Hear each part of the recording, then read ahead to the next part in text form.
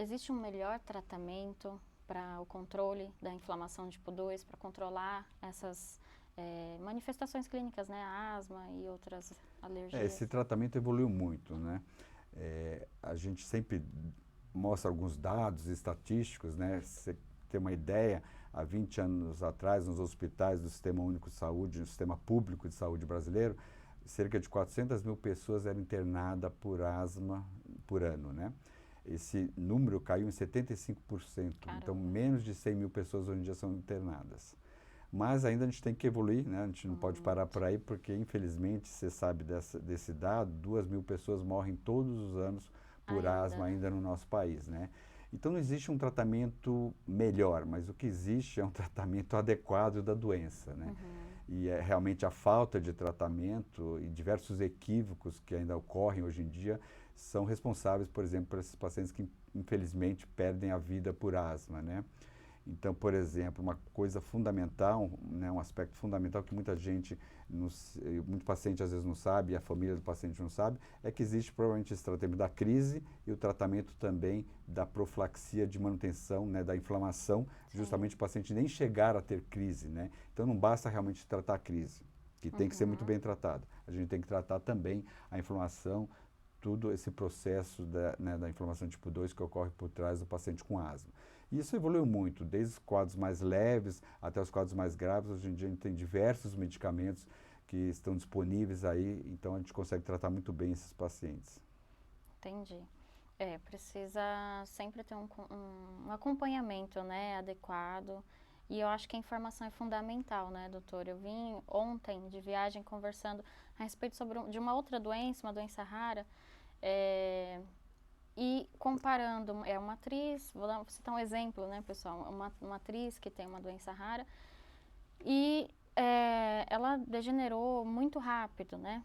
E eu conheço outros pacientes que vivem bem e que não têm o mesmo nível de social do que essa atriz. Mas a gente discutindo isso no carro, que a informação talvez não chegou para ela em tempo, né?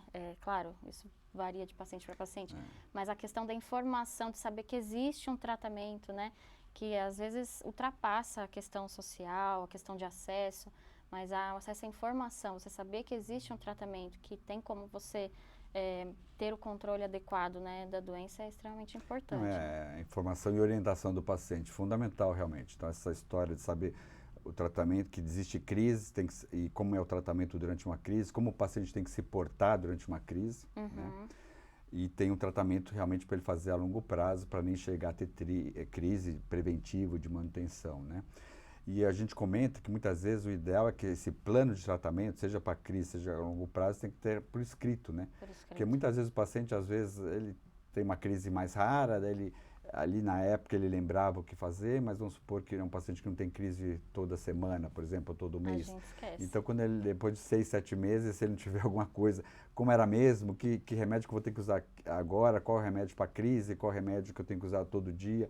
Então, realmente, a gente comenta que esse plano, inclusive, o ideal é que ele seja feito por escrito, né, o plano de tratamento para o paciente. Por escrito. E parece bobagem, mas assim, é extremamente importante da gente ter isso por escrito. Eu sou mãe de paciente, né? A minha filha é Giovanni, e nós temos lá o grupo de apoio. E é o que mais acontece. Gente, fazia tempo que a minha filha não tinha crise, o que eu faço? Né? Normalmente a primeira coisa que a gente faz é procurar o pronto-socorro. Porém, aquele médico que está lá, ele não sabe da história toda, né, da criança e tal. Então, às vezes até por desconhecimento, ou da mãe, do paciente não ter esse protocolo de crise bem descrito, fica indo e voltando de pronto-socorro, não comunica talvez o médico, não, né, não tem uma agenda do médico que o acompanha tão rápido e fica fazendo uso de outros medicamentos ali para crise que talvez podem até prejudicar quando faz uso, né, com muita frequência. Então, isso acontece muito no grupo. Gente, eu não lembro o que eu faço. Quantos puffs mesmo da medicação que eu faço na crise? Que eu posso dar esse xarope? Então, é bem preocupante essa Não, questão. tem que estar por escrito, idealmente, né? E outro fator que você citou, que é fundamental no tratamento, a gente sabe que a maioria dos pacientes que não tratam adequadamente sua asma, tem problemas às vezes de acesso, dependendo da medicação, tem problema de orientação, mas é também por falta de adesão ao tratamento, né? Então o paciente Sim. não segue o que o médico O que é prescreveu falado. ali, o que ele orientou o paciente a fazer, e além do problema de adesão da técnica, né? Você sabe que outro problema é conseguir usar os vários dispositivos que a gente tem para tratar a asma, né? Então você tem uma técnica adequada. Então são dois Sim. fatores que são fundamentais no tratamento. Senão, por mais que a gente prescreva as medicações apropriadas, não vão surtir efeito, né? Então essa parte da adesão ao tratamento é muito importante. E daí a Extremamente. gente estava falando que o objetivo nosso de tratar a asma é justamente que a doença entre em remissão. A asma e várias doenças ditas como a crônica. Pronto. Porque você sabe disso, uma das principais perguntas que o paciente às vezes faz para a gente no consultório, minha doença tem cura, né? Então ele queria realmente, todos nós que gostaríamos disso, É, ninguém quer ter asma, né? exatamente. Então, que tivesse um remédio que realmente curasse o paciente. E a gente fala que a gente não pode falar em cura, porque o paciente, normalmente, ele nasce com uma hereditariedade, uma tendência genética até a doença, e junto com o meio ambiente, com diversos estímulos, ele acaba desenvolvendo a asma, por exemplo, né?